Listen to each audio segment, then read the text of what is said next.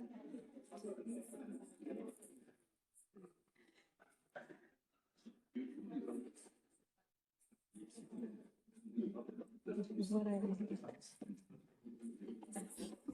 afternoon, everyone. Distinguished representatives, ambassadors, colleagues, and friends. My name is Maria Lucia Uribe, and Executive Director of Arigatou International, Geneva, and I will be moderating the panel discussion today on this event that is titled Strengthening Accountability to Protect Children in Armed Conflict, the Role of Faith Communities. I thank you for your participation. We also have participation online, so there will be some arrangements here, but we will get started.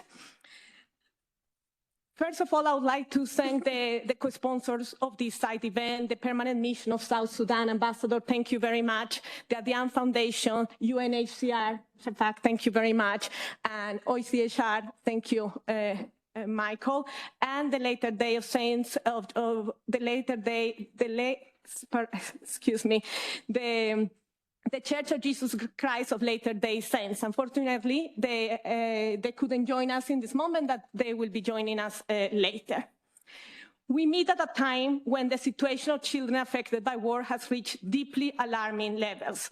Across the world, millions of children continue to face grave violations of international law, including recruitment and use by armed groups, killing and maiming, sexual violence, abduction, and attacks on schools and hospitals. Beyond these violations lies a deeper challenge, accountability gaps that allow cycles of violence to continue and children's rights to remain insufficiently protected. This discussion is part of a broader global mobilization, the Stand Up for Children in War campaign that was led by Arigatou International with partners from across faith communities, including the Church of Jesus Christ of Latter-day Saints, civil society, the Office of the High Commissioner for Human Rights, UNHCR, the Committee on the Rights of the Child, UNICEF, and others, which call for a renewed global commitment to protect children affected by armed conflict. This campaign reminds us that protecting children in war is not only a legal obligation under international and humanitarian rights law, it is also a moral and an ethical imperative. Faith communities often have unique access, credibility, and moral authority within communities affected by conflict, and today's discussion seeks to explore how these contributions can move more effectively and complement international mechanisms and state responsibility.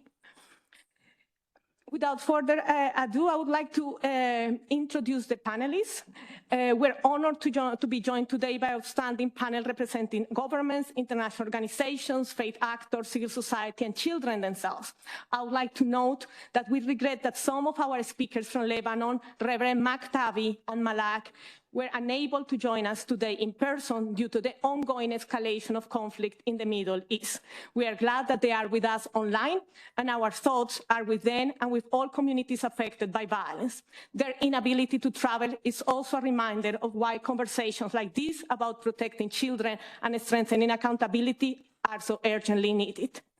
So allow me to briefly introduce our speakers. His Excellency, Mr. Alier Deng, Permanent Representative of South Sudan to the United Nations in Geneva, Mrs. Shafak Pavey, Senior Advisor at UNHCR, Mrs. Eleonora Mura, Head of Partnerships and Organizational Development at Arigatou International, Mr. Michael Wiener, Human Rights Officer at OHCHR, Reverend Linda Maktabi, joining us online from the Forum for Religious and Social Responsibility from Adyan Foundation in Lebanon, Father Volodymyr Malshin, Head of Infrastructure Development, Charities, Ukraine, who is also joining us online.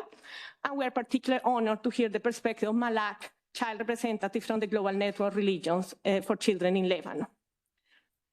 So, without further ado, I would move now to Your Excellency to share with us about the role of the Human Rights Council and other mechanisms that can be better used to protect children and also its challenges, but also to share South Sudan's country experience working with faith actors and the lessons learned. The floor is yours.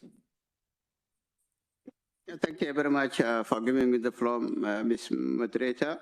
Excellencies, ladies and gentlemen, thank you for the opportunity to reflect on how mechanism of the Human Rights Council, particularly the Universal Periodic Review, can be used more strategically to translate global commitments into measurable protection outcome for children affected by armed conflicts, and what are the challenges, as well as on the second question, which is the experience of South Sudan on the principles that should guide partnership between governments and faith actors to ensure legitimacy and effectiveness.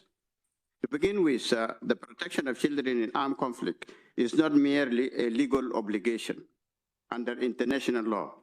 It is a moral imperative that sits at the heart of every major faith tradition. Despite the existence of the Convention on the Rights of the Child and various Human Rights Council and Security Council resolutions, 2024 and 2025 witnessed a 25% increase in grave violations against children. The UPR, a landmark peer review mechanism and one of the achievements of the Human Rights Council after the reform 2006, where the human rights records of all the United Nations member states are reviewed without exception. It could be used to translate global commitment into measurable protection outcome for children as follows. One, to close the gap which is existing between commitment and implementation to protect children in conflict situation.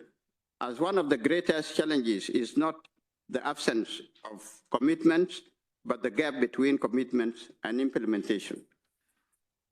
Two, ensure that 6 grave violations, killing, maiming, recruitment, sexual violence, abduction, attacks on schools, hospitals, and denial of humanitarian access are explicitly addressed in the national report submitted for UPR. Even in contexts where conflict-related abuses may otherwise receive limited attention. 3, UPR recommendations to protect children in armed conflict need to be specific, measurable, achievable, relevant, and time-bound and action-oriented. We have observed that too often recommendations remain broad. 4, there is a need for stronger connections between the UPR and existing monitoring frameworks on children and armed conflicts. The information generated through UN monitoring and reporting mechanism, as well as through civil society documentation, can be systematically integrated into UPR submissions. This would help ensure that the evidence on violations against children informs the recommendations made by the state during the review. Here, faith-based organizations can play a particularly important role, as they are often present in communities long before, during, and after conflict. They may also have access to areas and populations that other actors cannot easily reach.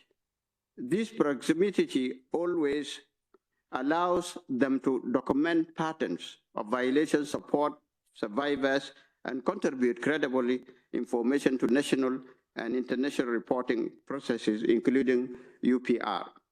Number 5, faith communities also have an important role in supporting implementation of recommendations made during UPR reviews. Through their networks, they can advocate for child protection, support community-based prevention, recruitment, and violence, and promote social integration and healing for affected children. What are the challenges? 1, geopolitical rivalries often lead to politicization, selectivity, double standard, where state may be omitted or delisted due to diplomatic pressure rather than improved behavior. Number 2, the accountability gap. For non-state actors, while the UPR holds state accountable, many violations are committed by non-state armed groups who operate outside the reach of Human Rights Council. Number 3, shrinking humanitarian space. Increasing bureaucratic blockage and criminalization of aid makes it dangerous for faith-based and local actors to report violations against children in armed conflict without fear or reprisal. Resource constraint. A global reduction in funding for child protection advisors in peacekeeping missions has weakened the capacity to verify reports and implement action plan. Number 5, fragmentation between international human rights processes and national implementation structures. Recommendations emerging from Geneva don't always translate into policy changes or concrete protection measures on the ground. Strengthening follow-up mechanism at the national level, including through faith-based organization, national human rights institution, and civil society coalition is therefore essential. Capacity of local actors. This is another challenge also. Many community organizations, including faith-based organizations, may not have the technical knowledge or resources to participate in reporting follow-up, strengthening their capacity to engage with international. Okay, I have only 1 minute left. So let me go now to the part of South Sudan. Okay. In South Sudan, we have what we call South Sudan Council of Churches and interchurch communities. They are working together with the government, you know, to protect the children in armed conflict. But this one also depends on several guiding principles. One, trust and community legitimacy are essential. In many parts of South Sudan, faith leaders are among the most trusted figures in society and maintain close relationship with communities. Partnership should therefore recognize and respect the social capital and moral authority that faith actors bring. Number 2, independence and mutual respect must guide cooperation. Faith actors should not be seen merely as implementers of government priorities. Their credibility often comes from their ability to speak with moral charity, including when advocating for protection of children. Number 3, a shared commitment to the protection of children in armed conflict and human dignity must be the foundation of collaboration. Number 4, faith-based communities in South Sudan play a critical role in protecting children in armed conflict by providing essential on-the-ground support, including food, shelter, and education. And also, they act as first responders in volatile areas, providing safety, humanitarian assistance, and care for unaccompanied or displaced children. And they also advocate. You know, faith leaders use their influence to engage with political leaders and armed groups, promoting peace, reconciliation, and the inclusion of child protection in peace processes. Thank you very much. Thank you so much, Ambassador, for these important reflections. And I think we all know the gaps exist. We have the laws, we have the policies, but at the implementation level is where we are failing. But these very important recommendations of connecting the UPR recommendations, making them more concrete and measurable and connected with monitoring frameworks. I think that's a very important recommendation. And glad mentioning the work that faith communities play on the ground, and particularly on the legitimization of these organizations and the independence that is needed. So very good points, Ambassador. Thank you for this. And now I'd like to move to Shafak Paveh from UNHCR's perspective on how faith-based actors can be more systematically integrated into humanitarian responses to better protect displaced and stateless children.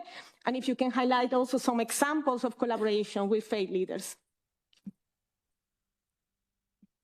Sure. Thank you very much for inviting us as well to this distinguished panel on this. And we've been a proud partner of the campaign already that has been launched last year. Thank you to all our partners. His Excellency Ambassador has actually mentioned a lot of practical solutions on the ground as well. But as you know, UNHCR is an on-the-ground life-saving humanitarian agency. So therefore, there is no luxury for us just to stay indifferent. But work with local actors on the ground where faith communities have been there before us since centuries. So humanitarian work is actually embedded in faith communities, in the ethical and moral authority of the faith leadership as well for centuries before we existed. Therefore, of course, we do have an immense experience and a lot of examples when we speak about children affected by armed conflict, which can also result in statelessness, as well as those unaccompanied children, situations that are most vulnerable as well. Displacement, there's no doubt, no question about that. Displacement often strips children not only of their homes, but also their protection systems that include schooling, education, and everything else, and their sense of belonging, traumatization as well. So mental health is a very important part of it. For many of them, especially those who become stateless or are forced to flee across borders and internally as well. Protection depends on whether our systems can respond not only effectively, but also humanely. From UNHCR's perspective, strengthening protection for displaced and stateless children requires partnerships that go beyond traditional humanitarian actors, as we call international NGOs. Until they arrive, actually faith communities are there. One of the most important yet sometimes unrecognized partners are these actors in the local space. And as the ambassador actually already mentioned, that they are there long before the crisis happens, when the crisis happens, and long after international partners leave as well. So they remain. So faith actors, of course, operate at different levels. There are faith-based organizations that deliver humanitarian services that has been our long-lasting partners in the delivery and in the localization strategy that we have as well. There are local faith communities that mobilize volunteers and support networks, and there are faith leaders who hold moral authority and trust within their societies that can shape public attitudes and behavior. Together, these actors form a powerful ecosystem that can support protection efforts in ways that international systems alone cannot. One effective entry point for integrating faith actors, as you have asked, into the humanitarian framework is to ensure their participation in the humanitarian coordination and protection mechanisms that has been established at the face of that emergency immediately from the onset. Faith communities are often the first responders, as I said, and they frequently reach families and children who may not have access to formal institutions and remain invisible to the international systems and delivery of aid. By including them in coordination structures and protection networks, we bridge the gap between global frameworks and local realities. So that's a must. Faith actors also bring unique comparative advantages. Many provide psychosocial, spiritual support to people who have experienced trauma, including children who have witnessed violence and displacement. Faith leaders can help mediate tensions between host communities and displaced populations. That is a very important part of mediation. They use their moral authority, so we have seen that in so many emergencies. And faith-based organizations have, of course, historically played an important role in resettlement, integration, offering not only services, but also friendship, dignity, and a sense of belonging. So these are all intertwined at different levels.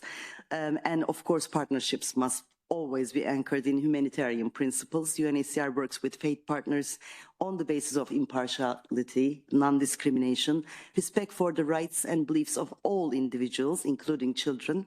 Assistance must never be conditional on religious identity or belief. And when these principles are upheld, collaboration becomes a powerful force for protection and accountability. Aware of the time and other participants online waiting for us, including Malak, so I don't want to take more time, but I want to stop here because it will be repetition of His Excellency's words. Thank you.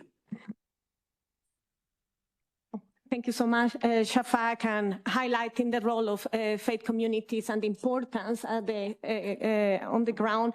And I think also the role in mediating tensions and being a moral authority, I think very often we do not highlight that critical importance of trust at the local level when conflicts take place. Thank you so much. I would like now to turn to a video from Malak from Lebanon. She was supposed to be with us and was supposed to be live, but the internet connection was not good for her, so we will have her video now. Hello everyone.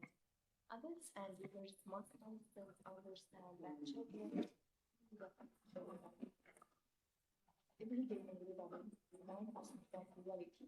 Our own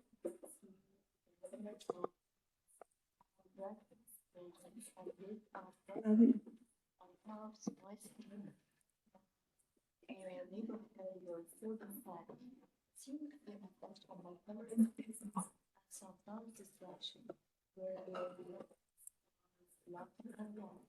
we need from us to listen with patience and with courage and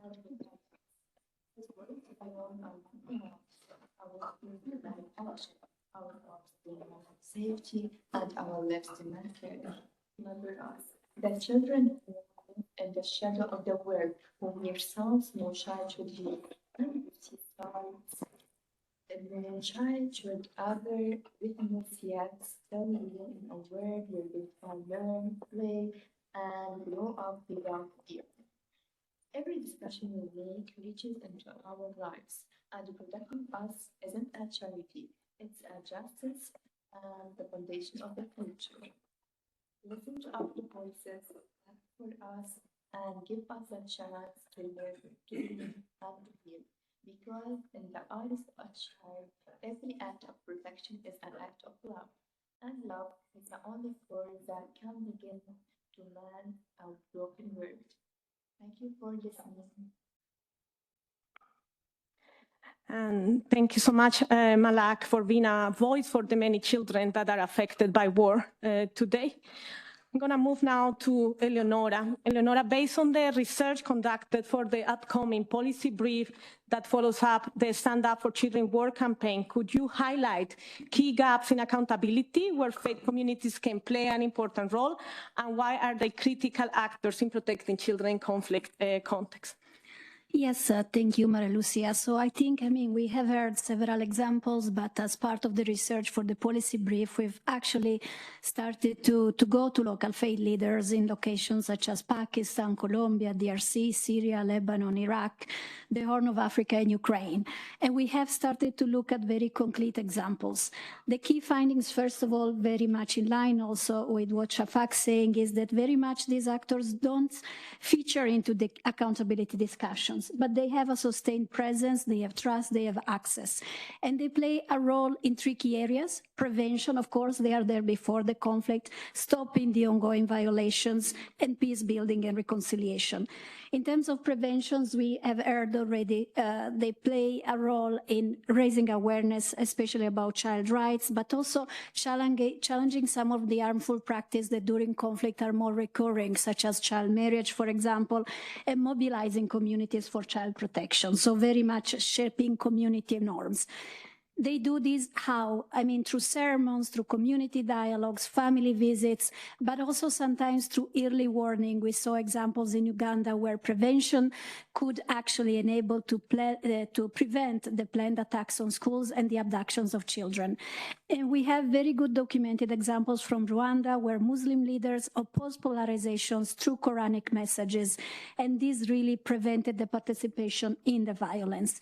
During the violations, we've heard some of the contributions in terms of documenting, identifying risks, monitoring, responding through the implementation in humanitarian corridors, and advocating, of course, for ceasefires. But also, very often, places of worship are safe spaces where members can report abuses and they can receive support. We've seen this in DRC, in Iraq. We also seen very specific community child protection networks that can help identify identify the violations on children. In Uganda, we've seen many times how this worked on the prevention of recruitment, but also on the creation of pressure groups to actually advocate for the release of children, the release of detainees in Colombia as well. So let's say that they complement the formal accountability mechanism, not substituting them, but really providing great support. In peace building, of course, we have seen, particularly when it is about the reintegration of child soldiers, how purification rites and spiritual practices help reducing that stigma, as well as the provision of psychosocial, moral, and spiritual support to build on that friendship that we were talking about in the community and also between host communities and displaced communities. But there are some gaps, and Ambassador, you illustrated some of them in terms of the capacity when it is about the reporting, the legal frameworks, but also sometimes faith communities are actually sidelining with the perpetrators and misinterpreting the religious teachings to justify that.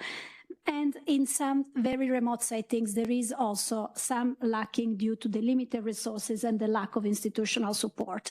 So I think what the policy brief wants to advocate and what the ambassador, UNHCR are already advocating for is we see the gaps, but we have also very clear recommendations, particularly in terms of the capacity building investment that needs to be made, but also the stronger needs of partnerships between the child protection technical experts that we are, the local faith communities and the local accountability mechanism. So connecting the formal institutions with the more informal level of the local faith leaders, but also creating inclusive platform for dialogues, because what we see working with faith communities is also, of course, there is fragmentation due to both interreligious and intra-religious dynamics. So how can these platforms really help to address that? And one example is, for example, creating interfaith child participation forums that really help in the leading of these community dialogues.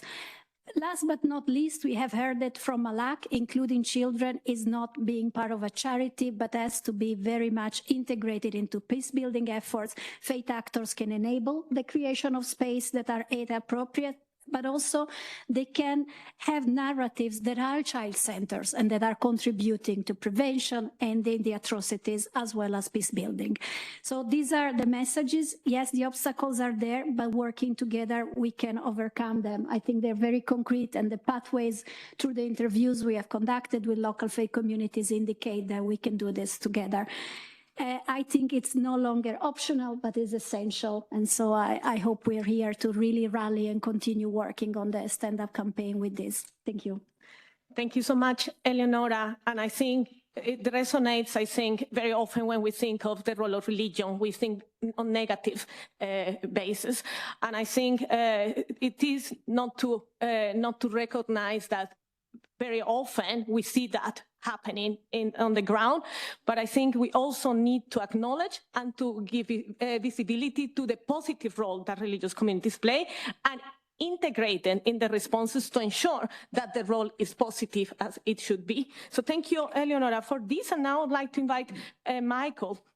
Michael, if you could share with us more about the Faith for Rights framework and how it can help us strengthen accountability and protection for children in our conflict, and how it can apply at the community level with engagement of faith leaders and communities. Many thanks indeed also for organizing this really important side event on the annual day of discussion on the rights of children, especially in armed conflict. And I think it nicely fits into the whole day, even during the lunch break. So also thanks a lot for coming. And many of the participants here actually have been part and parcel of the Faith for Rights framework, as Maria Lucia was mentioning. And this is really a co-creation with faith-based actors, with religious communities, with non-religious believers, so also with humanists and others. So it's really an inclusive approach. And the result of this is 18 commitments on faith for rights. It's basically also the Faith for Rights toolkit, which is available on the website of the Office of the High Commissioner for Human Rights. And it's really a genuine peer-to-peer learning where we are constantly trying to collect what works and what doesn't work so that we don't need to replicate the mistakes that are being made elsewhere. I want to quickly highlight 4 of these 18 commitments on faith for rights, because these 4, to me, are very much pertinent and illustrative of the potential impact and also the positive sides that was already alluded to earlier on in terms of engagement. So one of the commitments is to engage with children and youth against violence in the name of religion, and to promote their active participation in decision-making. So that's a very concrete commitment, and we can zoom into that I'll put a concrete example. Second, to review the curriculums and teaching materials wherever some religious interpretations seem to encourage or tolerate violence or discrimination. Then the commitment to not tolerate exclusionary interpretations that instrumentalize religions, beliefs, or their followers for political gains. And finally, the commitment to publicly denounce all instances of advocacy of hatred that incites to discrimination, hostility, or violence in the name of religion or belief. So these are the 4, I would say, core commitments that actually hundreds of religious leaders and faith-based actors have subscribed to. To give you a concrete example of the practical operationalization, admittedly in a frozen conflict, and I'm thinking about Cyprus, which for more than 5 decades has been really in this protracted frozen conflict. And there, some of the religious leaders and faith-based actors have been part and parcel of drafting and implementing these 18 commitments on faith for rights. And very notably, the religious track of the Cyprus peace process, they have taken these 18 commitments and translated them into Greek and Turkish, which is the very first step to really translate it in the literal sense also into practice. This has been then used also with youth, with children, very concretely, also with religious leaders who in many cases also had problems actually in communicating with each other. So also to have language classes in the 2 languages. Very concretely also, it has been used for a seminar in terms of trafficking of children. And there's also a pilot home in Nicosia, precisely also for implementing that. So just as a concrete example, which could actually be interesting and replicable elsewhere, and in the interest of time, I yield back. Thank you so much, and I think it's very pleasing to see how the Office of the High Commissioner have really made the connection, the importance of working with faith communities, and the Faith for Rights is precisely that. There is no incompatibility between the principles of those communities and human rights. So now we are going to move, thank you, Michael. We're going to move to Reverend Maktabi from Lebanon. And she's online. Reverend Maktabi, if you can turn on your camera so that we can see you. My camera is on. Great. Can you see me? Now, thank you for joining us. I had a meeting this morning with Reverend Maktabi when she said, can you hear the bombs? It's happening.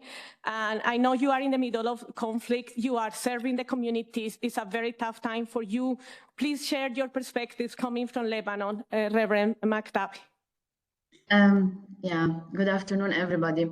So right now, when this meeting have started, I think there were about 7 or 8 different attacks on Beirut, where I am staying at. And up till yesterday evening, we had 83 children being killed within 1 week by these attacks from Israel. But I'm going to start in a different way, and I hope you all can see me. I'm starting with this photo. It might not be very clear, but I think you can see actually some faces or some jaws. This photo was drawn by a girl who was 16 years old. Every drawing she would do, she would burn after, except this photo she gave to me. And that's the only survivor from all of her drawings. And it's about faces, and they're trying to scream. This girl was abused. The moment she gave me this photo, she told me that she thinks that I can be their voice. And I don't want to be their voice alone. I think we need to be more. So when I became a religious leader, I was working with other religious leaders, not only to do dialogue, because we had enough dialogue in our life, but actually to move into action and to try to make a change. So this is what I'm hoping from this type of meetings, like this big one that you're doing now, is not to stop here and make statements and ask people to sign, but actually make activities that prove what we are talking about. Make everybody be accountable for what they're saying and what they're doing. At the moment, many are being killed around the world, not only in Lebanon, and children among them. But we have a very powerful verse from the Bible that says, from Matthew, it says, unless you change and become like little children, you will never enter the kingdom of heaven. Never enter the kingdom of heaven unless we change and we become like those children that are being killed or abused or violated in different ways. So they have the power more than us. They have the power to allow us to be in God's kingdom. And we're trying actually to push them. We're trying to make them silent. We're trying to give them hard time. We're doing that. And when I say we, I mean the world, not we in persons. So as religious leaders, we have a very big role, especially that we make very big influence, at least in our Arab region. I know that we have very big influence on the people who are listening to us, on the people who are following us. So yes, last war, when we had war, we were on the ground. We were there. We were supporting with food. We were supporting with hygiene. We were supporting with dialogue, with meetings, with joking. We were telling jokes. We were playing with kids. We were doing awareness sessions to parents. We were managing.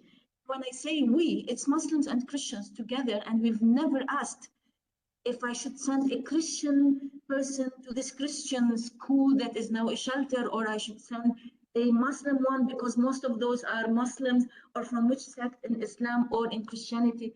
No, we didn't care. We said we had values that we're working on. These values are the ones that are lifting up our norms and lifting up, therefore, our humanity, because humanity around the world is failing all of us, is failing the child. You know why? Because it's not being applied. It's mostly talks, and it's not moving into action. Maybe I'm emotional now. Actually, we're being attacked now. I never know. I don't know if now you will hear something or not, if there will be attack closer to me now or not. I'm just thinking of those people who are suffering not only in Lebanon. Look what happened in Gaza, in Sudan, in many countries around the world. I cannot name them all because now we're many suffering. And war is different types of war. It's these bombs that are attacking us and the psychological war that's happening to those children and to the parents and to the surrounding, and the spiritual war where we see many people who are saying, we don't want to be Christian or Muslim or with any religion anymore, because is this what God is allowing us to happen to us? This is our role. We answer difficult questions, by the way. We answer very difficult questions on the ground when they ask us, where is God? And we try to separate the human action from God's love. And we say, it's us, we're doing this to each other.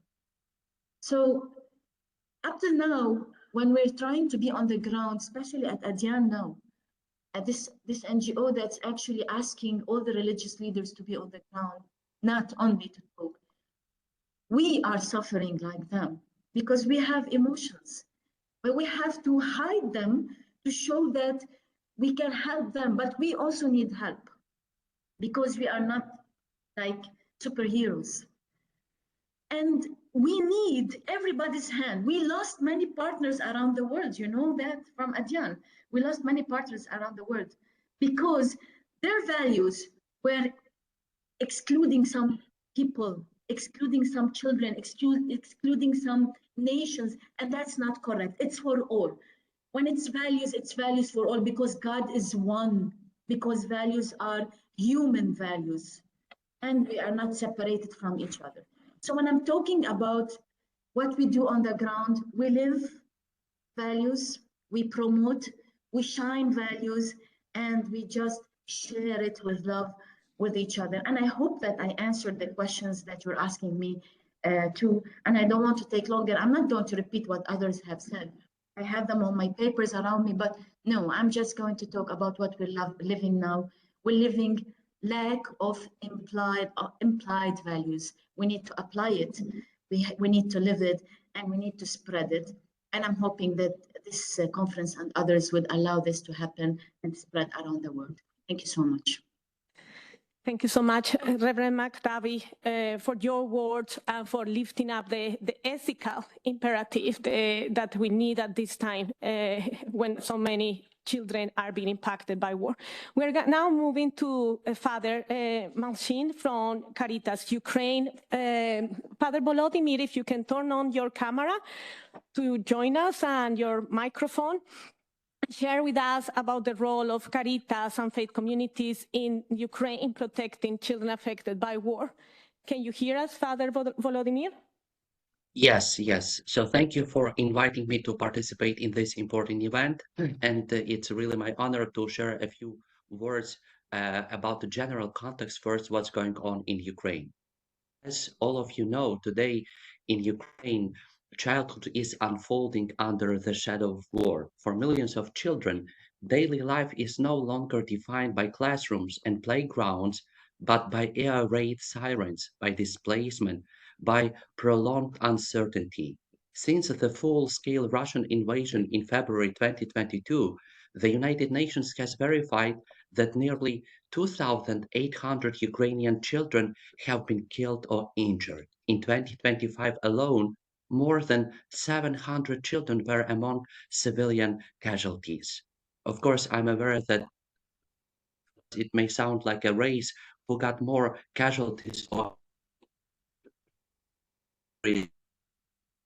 Lebanon, South Sudan, but actually where we have at least one child suffering from terrible wars, we should do our best to stop it. At the same time, there is another big challenge for us. More than 35 Ukrainian children have been forcibly deported or transferred to Russia, separated from their families and communities. Many more remain missing. So our recommendation that special mechanisms should be implemented on the international level by the international community to fight this war crime, namely expand sanctions list to include individuals responsible for the forced Russification, increase funding for evacuation programs to enable children and their parents to be evacuated, and also financial support for the aid and psychological first aid training for humanitarian workers. And third one, maintain international pressure on Russia to disclose full information about deported and missing Ukrainian children. Of course, this may not sound very diplomatic, but often to fight evil, we need to name evil by its name and say specific mechanism which should be implemented. So unfortunately, war in Ukraine has severely damaged the system itself that normally protected children. Thousands of schools and kindergartens have been damaged or destroyed. Today, around 70% of children in Ukraine lack access to basic goods and services. Millions have experienced displacement, loss of home, separation from friends and relatives. So in this context, protecting children is not only a humanitarian task. And this is my point here. This is a test for all of us whether international law and accountability mechanisms truly work for the most vulnerable. So let me cite one exemplary case of how this accountability may work on international level. Namely, that's the case of a Ukrainian human rights lawyer, Alexandra Matvichuk, and her Center for Civil Liberties, who won the Nobel Peace Prize for their courageous local evidence gathering. This is an impressive public-private information network that has emerged from the Ukrainian war. So, as we can see, humanitarian aid in conflict is not alone, it's not enough. Protecting children requires functioning systems of accountability. So I would like to highlight here the word systems, not just reacting to specific crimes or violations. Systems where risks are identified early, violations are documented, and proper institutions respond effectively. And this is exactly where cooperation governments, civil societies, and faith communities becomes essential. And now, second part of my presentation, let me share an experience of Caritas Ukraine and other faith-based organizations which often serve as a bridge between national protection systems and local communities. We at Caritas operate child-friendly spaces all over the country. We run family-supported programs and provide psychological services designed to restore a sense of safety and normality of life. So these child-friendly spaces are not only places of support, very often they function, as was mentioned today, as early warning systems because children interact regularly with trained social workers, psychologists, and educators. Signs of distress, abuse, exploitation, or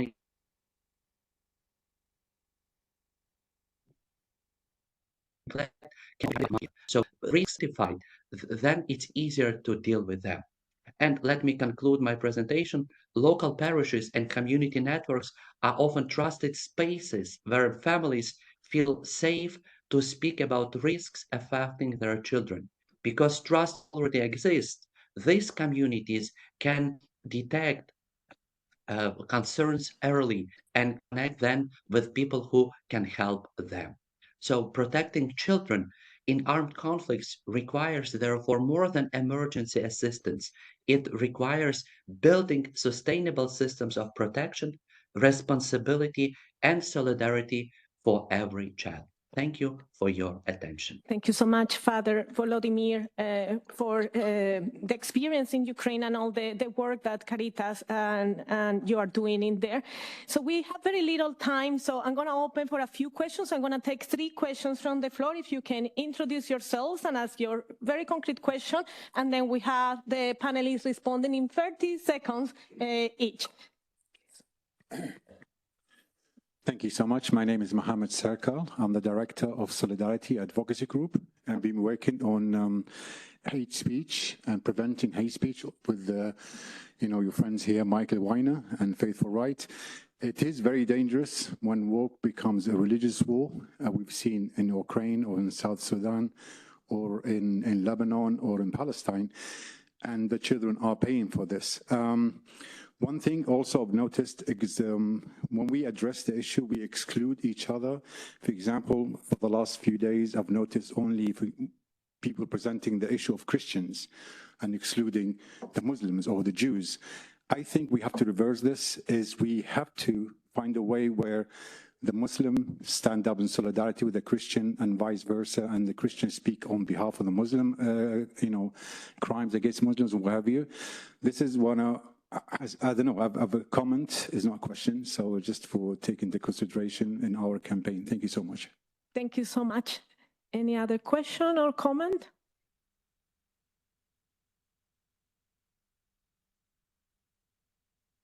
Okay, maybe online. Are there any questions, Mark, online? No? Okay, so I'm going to give the floor to the panelists for one concrete recommendation. So we leave this room with concrete recommendation. We have heard about the role of faith communities. We know it's important. We know the challenges. We know that there are opportunities. So in the midst of so much violence and conflicts arising today, what else can we do and how to make it more compelling, and that actually we can translate what we know exists into concrete action? So I'm going to start with Ambassador. Thank you. Just let me say in my conclusion remarks, moving from commitment to actual measurable safety for protection of children in armed conflict requires more than just policy or recommendations. It requires a shift in both our moral urgency and our technical precisions. We must recognize that faith leaders don't just offer spiritual support. They are the frontline monitors of child rights To strengthen accountability, we must move beyond symbolic engagement and integrate faith leaders into formal human rights protection mechanism. So I will stop there. Thank you. Thank you so much, Shafak. Thank you very much. So very shortly, when the gentleman was speaking about hate speech, actually, one of the most successful examples in the past is welcoming the stranger. Every faith community, leadership, and organization would know that, because we had affirmations coming up in multiple languages, translated into it. And then even building on it, welcoming the stranger is basically affirmations by written and consulted with faith leadership in different languages of finding the tradition and the very root of showing hospitality, compassion, and opening your home. So that relates to our mandate. And I think investing into this kind of interfaith collaboration in visible campaigning, in making the campaigns visible to the communities worldwide would be the best way to follow at the global level. And of course, we must combine legal frameworks with moral leadership, global commitments with local trusts. And we have an example of Multi-Religious Council of Leaders that we have established for this reason as UNHCR as a signature project, and institutional capacity with community compassion. So this should go all together for the real protection for the displaced and stateless children. Mm-hmm. Thank you, Shafak. And I want to highlight the role of UNHCR in these very difficult times and the decrease in funding to UNHCR. So calling also on governments that funding to UN agencies, and particularly UNHCR, is a must now. And I think the role is really necessary. Eleonora? Yes, I think I want to align with what Ambassador also urged, so really moving beyond the symbolic engagement.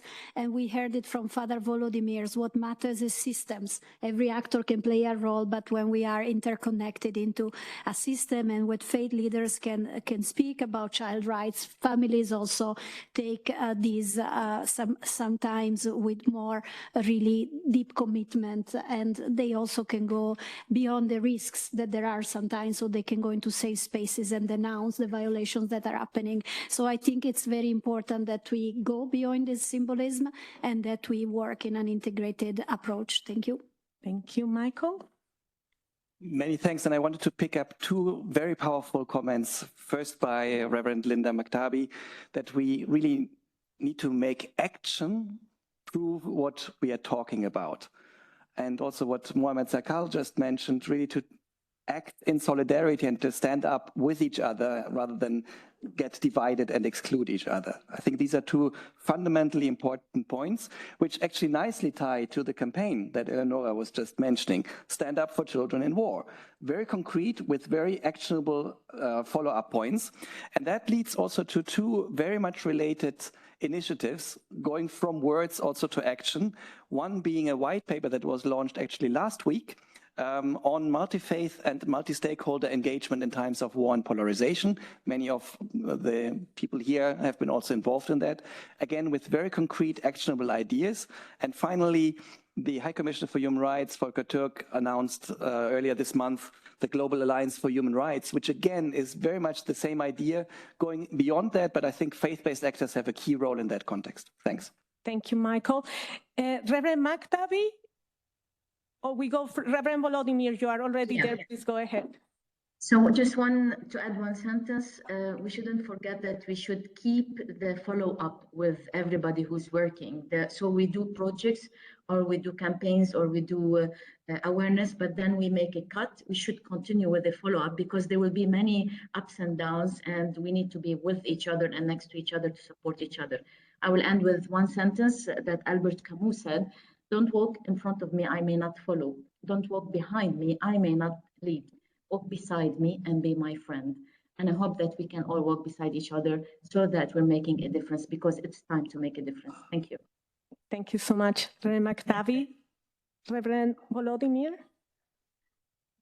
Well, I would add that it's important also to share best practice of child protection mechanism which are already existing, especially in a war zone. So I'm sure that there are very good examples of how policies have been elaborated and how these mechanisms have been implemented to protect children. And then for those who are dealing with these issues, they may rely later on this previous experience and not to invent a wheel from the scratch, so to speak. Thank you. Thank you so much. So this is the end of the event. Thank you so much to all the organizers, to the Church of Jesus Christ of Latter-day Saints, UNHCR, OHCHR, Adyan Foundation, and for your participation. Feel free to join the participants outside and ask additional questions. Thank you. Thank you very much.